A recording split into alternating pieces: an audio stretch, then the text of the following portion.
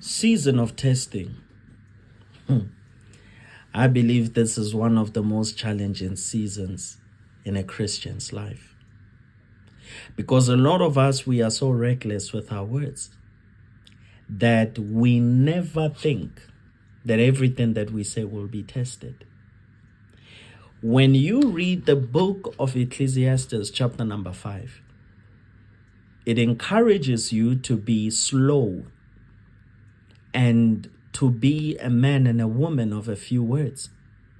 I love what it says. It says, God is in heaven, you are on earth.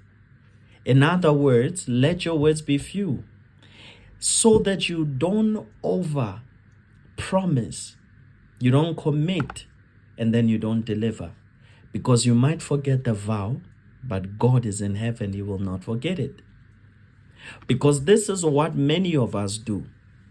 When we are in a season of lack, it's easy for us to come in the presence of God and say, God, if you give me a job, I will be in church every Sunday.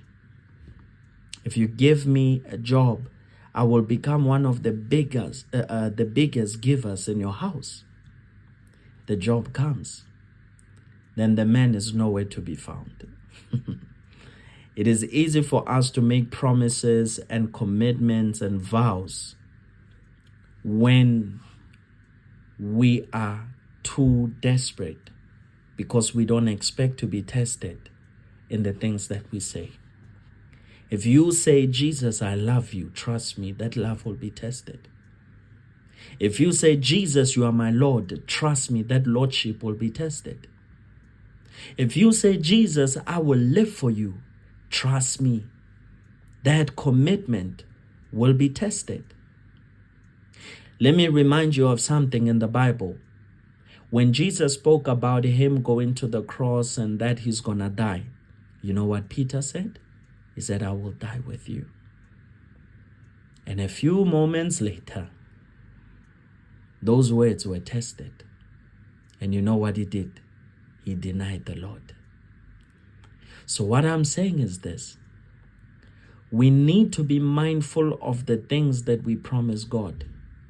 Because as much as you can forget, God does not forget.